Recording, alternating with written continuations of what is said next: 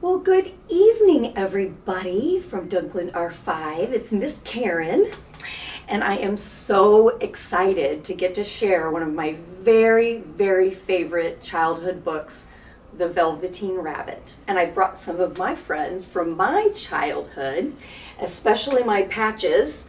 Patches has been with me for 46 years. And so, this is a story about magic and love. And so, I want to read to you The Velveteen Rabbit.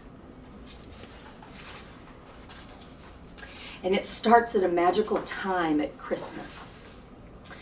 So this is The Velveteen Rabbit, or How Toys Become Real. It's written by Marjorie Williams with illustrations by William Nicholson. The Velveteen Rabbit, or How Toys Become Real. There was once a Velveteen Rabbit, and in the beginning he was really splendid. He was fat and bunchy, as a rabbit should be. His coat was spotted brown and white. He had real thread whiskers, and his ears were lined with pink sateen. On Christmas morning, when he sat wedged in the top of the boy's stocking, with a sprig of holly between his paws, the effect was charming. There were other things in the stocking, nuts and oranges, and a toy engine, and chocolate almonds, and a clockwork mouse. But the rabbit was quite the best of all. For at least 2 hours, the boy loved him.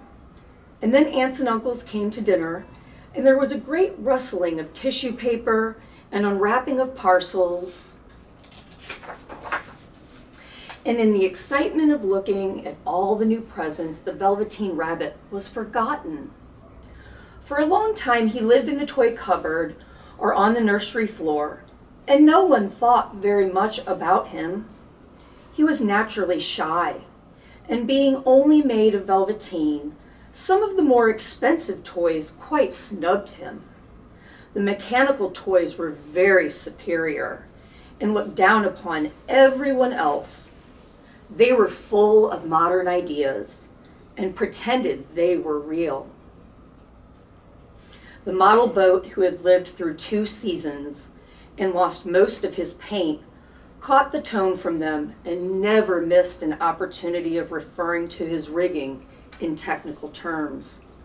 The rabbit could not claim to be a model of anything, for he didn't know that real rabbits existed. He thought they were all stuffed with sawdust like himself, and he understood that sawdust was quite out of date and should never be mentioned in modern circles. Even Timothy, the jointed wooden lion, who was made by the disabled soldiers and should have been broader views, put on airs and pretended he was connected with government. Between them, all the poor little rabbit was made to feel himself very insignificant and commonplace. And the only person who was kind to him at all was the skin horse. The skin horse had lived longer in the nursery than any of the others. He was so old that his brown coat was bald in patches and showed the seams underneath. And most of the hairs in his tail had been pulled out to string bead necklaces. He was wise, for he had seen a long succession of mechanical toys arrive to boast and swagger, and by break their mainsprings and pass away. And he knew that they were only toys and would never turn into anything else. For nursery magic is strange and wonderful, and only those playthings that are old and wise and experienced like the skin horse understand all about it. "What is real?"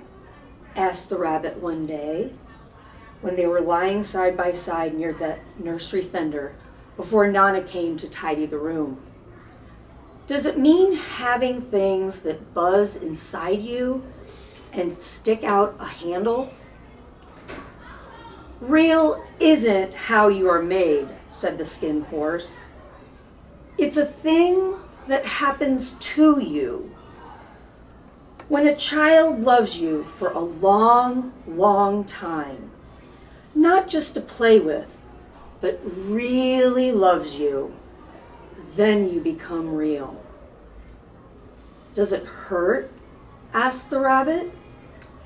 Sometimes, said the Skin Horse, for he was always truthful. When you're real, you don't mind being hurt. Does it happen all at once, like being wound up? He asked. Or bit by bit? It doesn't happen all at once, said the Skin Horse. You become.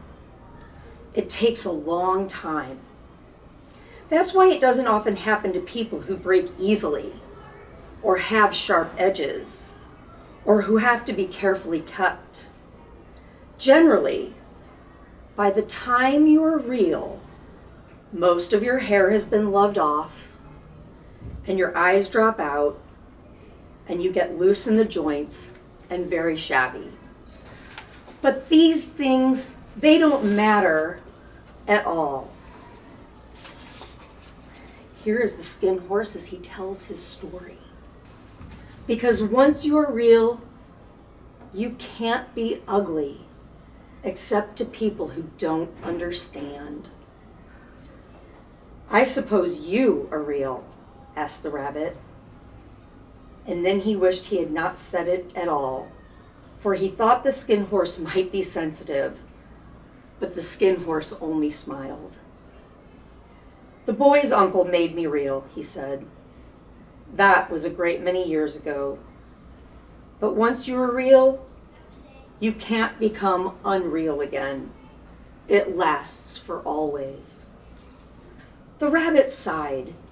He thought it would be a long time before this magic called real happened to him. He longed to become real, to know what it felt like. And yet the idea of growing shabby and losing his eyes and whiskers was rather sad. He wished that he could become it without these uncomfortable things happening to him. There was a person called Nana who ruled the nursery. Sometimes she took no notice of the playthings lying about, and sometimes, for no reason whatever, she went swooping about like a great wind and hustled them away in the cupboards. She called this tidying up, and the playthings all hated it, especially the tin ones. The rabbit, he didn't mind it so much, for wherever he was thrown, he came down soft. One evening, when the boy was going to bed, he couldn't find the china dog he always slept with. Nana was in a hurry, and it was too much trouble to hunt for china dogs at bedtime. So she simply looked about her, and seeing that the toy cupboard door stood open, she made a swoop. Here, she said, take your old bunny. He'll do to sleep with you. And she dragged the rabbit out by one ear and put him into the boy's arms. That night, and for many nights after, the Velveteen Rabbit slept in the boy's bed. At first, he found it rather uncomfortable, for the boy hugged him very tight, and sometimes he rolled over on him, and sometimes he pushed him so far under the pillow that the rabbit could scarcely breathe.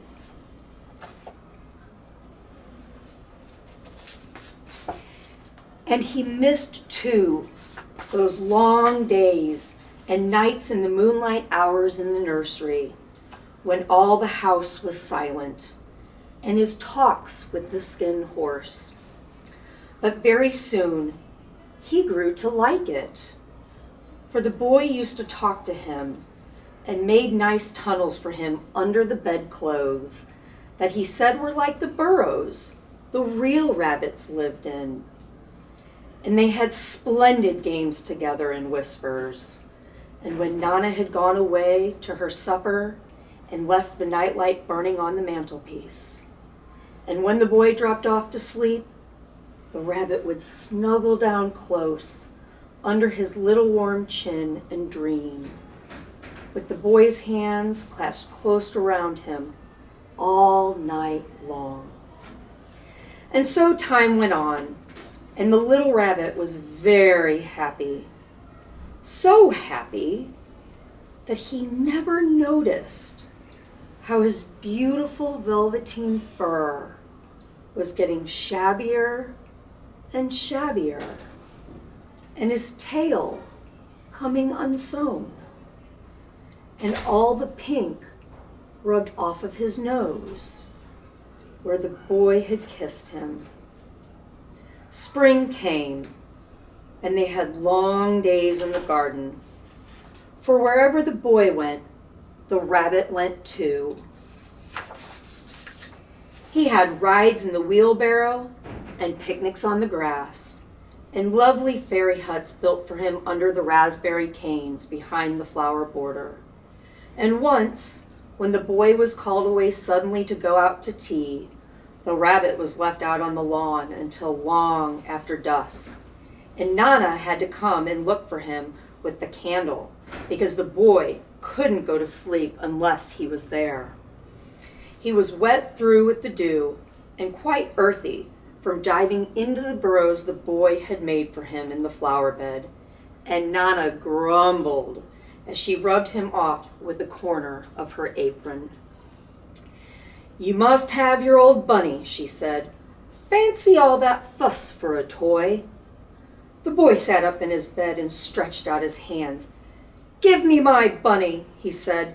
"You mustn't say that. He isn't a toy. He is real." When the little rabbit heard that, he was happy, for he knew that what the skin horse had said was true. At last, the nursery magic had happened to him, and he was a toy no longer. He was real. The boy himself had said it. That night, he was almost too happy to sleep, and so much love stirred in his little sawdust heart that it almost burst. And into his boot-button eyes that had long ago lost their polish, there came a look of beauty and wisdom, so that even Nana noticed it next morning when she picked him up, and she said, "I declare, if that old bunny hasn't got quite a knowing expression." That was a wonderful summer. Near the house where they lived there was a wood, and in the long June evenings the boy liked to go there after tea to play. He took the Velveteen Rabbit with him, and before he wandered off to pick flowers or play at brigands among the trees, he always made the rabbit a little nest somewhere among the bracken, where he would be quite cozy, for he was a kind-hearted little boy, and he liked Bunny to be comfortable.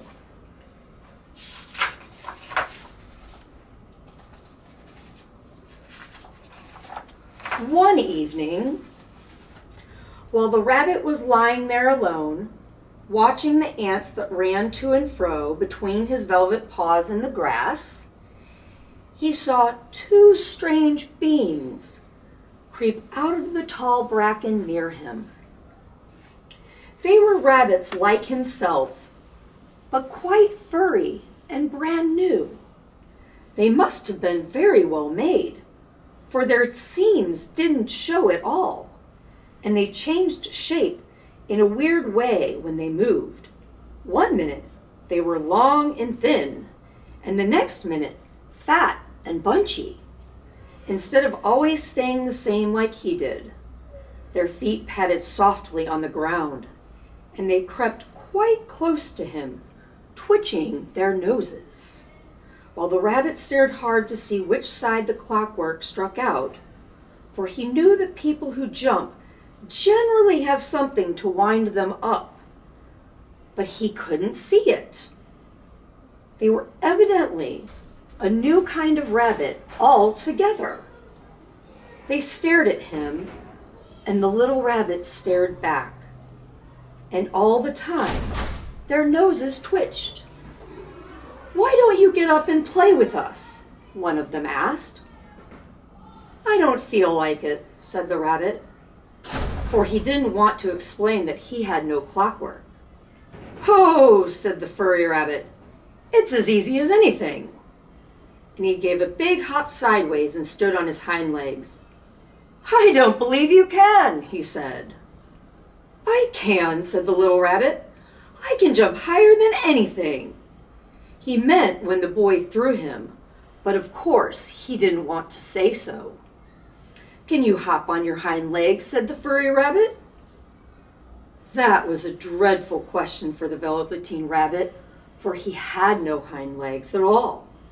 The back of him was made all in one piece like a pincushion. He sat still in the bracken and hoped that the other rabbits wouldn't notice. "I don't want to," he said again. But the wild rabbits had very sharp eyes, and this one stretched out his neck and looked. "He hasn't got any hind legs," he called out. "Fancy a rabbit without any hind legs." And he began to laugh. "I have," cried the little rabbit. "I have got hind legs. I am sitting on them." "Then stretch them out and show me, like this," said the wild rabbit. And he began to whirl round and dance till the little rabbit got quite dizzy. "I don't like dancing," he said. "I'd rather sit still." But all the while he was longing to dance, for a funny new tickly feeling ran through him, and he felt he would give anything in the world to be able to jump about like these rabbits did. The strange rabbit stopped dancing and came quite close. He came so close this time that his long whiskers brushed the Velveteen Rabbit's ear. And then he wrinkled his nose suddenly and flattened his ears and jumped backwards. "He doesn't smell right," he exclaimed. "He isn't a rabbit at all. He isn't real." "I am real," said the little rabbit. "I am real. The boy said so." And he nearly began to cry. Just then there was a sound of footsteps, and the boy ran past near them, and with a stamp of feet and a flash of white tails, the two strange rabbits disappeared. "Come back and play with me," called the little rabbit. "Oh, do come back. I know I am real." But there was no answer. Only the little ants ran to and fro, and the bracken swayed gently where the two strangers had passed. The Velveteen Rabbit was all alone. "Oh dear," he thought. "Why did they run away like that? Why couldn't they stop and talk to me?" For a long time he lay very still, watching the bracken and hoping that they would come back, but they never returned. And presently the sun sank lower, and the little white moths fluttered out, and the boy came and carried him home. Weeks passed, and the little rabbit grew very old and shabby, but the boy loved him just as much. He loved him so hard that he loved all his whiskers off, and the pink lining to his ears turned gray, and his brown spots faded. He even began to lose his shape, and he scarcely looked like a rabbit anymore, except to the boy. To him, he was always beautiful, and that was all that the little rabbit cared about. He didn't mind how he looked to other people, because the nursery magic made him real. And when you're real, shabbiness doesn't matter. And then, one day, the boy was ill. His face grew very flushed, and he talked in his sleep, and his little body grew so hot that it burned the rabbit when he held him close. Strange people came and went in the nursery, and a light burned all night, and through it all, the little Velveteen Rabbit lay there, hidden from sight under the bedclothes, and he never stirred, for he was afraid that if they found him, someone might take him away, and he knew that the boy needed him. It was a long, weary time, for the boy was too ill to play, and the little rabbit found it rather dull with nothing to do all day long. But he snuggled down patiently and looked forward to the time when the boy would be well, and they would go out in the garden amongst the flowers and the butterflies and play splendid games in the raspberry thicket like they used to. All sorts of delightful things he planned, and while the boy lay half asleep, he crept up close to the pillow and whispered them in his ear. And presently the fever turned and the boy got better. He was able to sit up in bed and look at picture books, while the little rabbit cuddled close at his side. And one day, they let him get up and get dressed. It was a bright sunny morning, and the windows stood wide open. They had carried the boy out onto the balcony, wrapped in a shawl, and the little rabbit lay tangled up among the bedclothes thinking. The boy was going to the seaside tomorrow. Everything was arranged, and now it only remained to carry out the doctor's orders. They talked about it all, while the little rabbit lay under the bedclothes, with just his head peeping out, and he listened. The room was to be disinfected, and all the books and toys that the boy had played with in bed must be burnt. "Hooray!" thought the little rabbit. "Tomorrow we shall go to the seaside." For the boy had often talked of the seaside, and he wanted very much to see the big waves coming in and the tiny crabs in the sandcastles. Just then, Nana caught sight of him. "How about this old bunny?" she asked. "That," said the doctor. "Why, it's a mass of scarlet fever germs. Burn it at once." "What? Nonsense. Get him a new one. He mustn't have that anymore." And so the little rabbit was put into a sack with the old picture books and a lot of rubbish and carried out to the end of the garden behind the fowl house. That was a fine place to make a bonfire. Only the gardener was too busy just then to attend to it. He had the potatoes to dig and the green peas to gather, but the next morning he promised to come quite early and burn the whole lot. That night, the boy slept in a different bedroom, and he had a new bunny to sleep with him. It was a splendid bunny, all white plush with real glass eyes. But the boy was too excited to care very much about it, for tomorrow he was going to the seaside. And that in itself was such a wonderful thing that he could think of nothing else. And while the boy was asleep, dreaming of the seaside, the little rabbit lay among the old picture books in the corner behind the fowl house, and he felt very lonely. The sack had been left untied, and so by wriggling a bit, he was able to get his head through the opening and look out. He was shivering a little, for he had always been used to sleeping in a proper bed, and by this time, his coat had worn so thin and threadbare from hugging that it was no longer any protection to him. Nearby, he could see the thicket of raspberry canes, growing tall and close like a tropical jungle, in whose shadow he had played with the boy on bygone mornings. He thought of those long sunlit hours in the garden, how happy they were, and a great sadness came over him. He seemed to see them all pass by before him, each more beautiful than the other.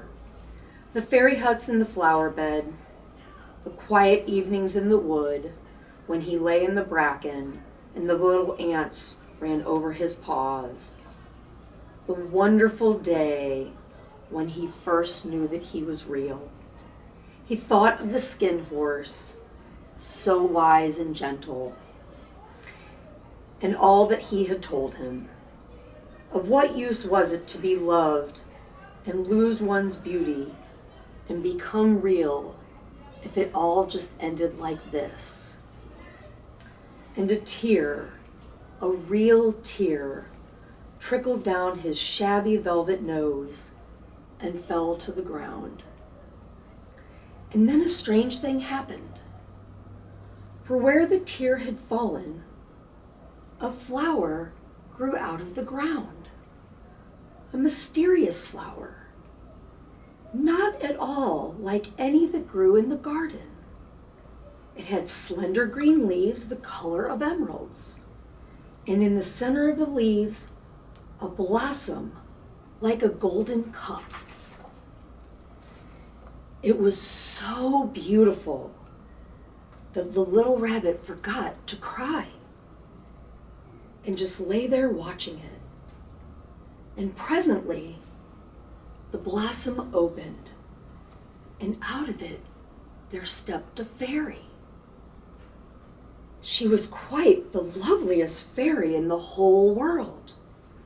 Her dress was of pearl and dewdrops, and there were flowers around her neck and in her hair. And her face was like the most perfect flower of all. And she came close to the little rabbit and gathered him up in her arms and kissed him on his velveteen nose that was all damp from crying. "Little rabbit," she said, "don't you know who I am?" The rabbit looked up at her, and it seemed to him that he had seen her face before, but he couldn't think where. "I am the nursery magic fairy," she said. "I take care of all the playthings that the children have loved. When they are old and worn out and the children don't need them anymore, then I come and take them away with me and turn them into real."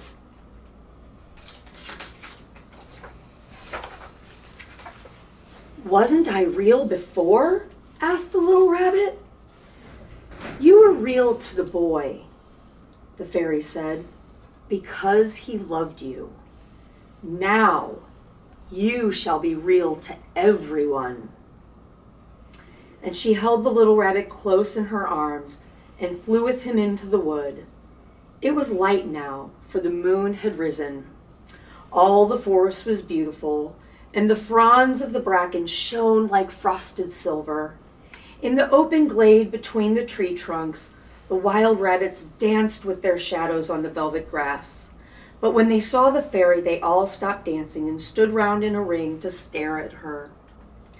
"I've brought you a new playfellow," the fairy said.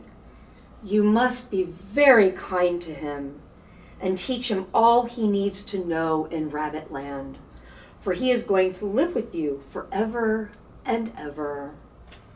And she kissed the little rabbit again and put him down on the grass. "Run and play, little rabbit," she said. But the little rabbit sat quite still for a moment and never moved. For when he saw all the wild rabbits dancing around him, he suddenly remembered about his hind legs, and he didn't want them to see he was made all in one piece. He did not know that when the fairy kissed him that last time, she had changed him altogether, and he might have sat there a long time, too shy to move, if just then something hadn't tickled his nose. And before he thought what he was doing, he lifted his hind toe to scratch it, and he found that he actually had hind legs. Instead of dingy velveteen, he had brown fur, soft and shiny. His ears twitched by themselves, and his whiskers were so long that they brushed the grass. He gave one leap, and the joy of using those hind legs was so great that he went springing about the turf on them, jumping sideways and whirling around as the others did. And he grew so excited that when at last he did stop to look for the fairy, she had gone. At last, He was a real rabbit at last, at home with the other rabbits. Autumn passed and winter, and in the spring when the days grew warm and sunny, the boy went out to play in the wood behind the house. And while he was playing, 2 rabbits crept out from the bracken and peeped at him.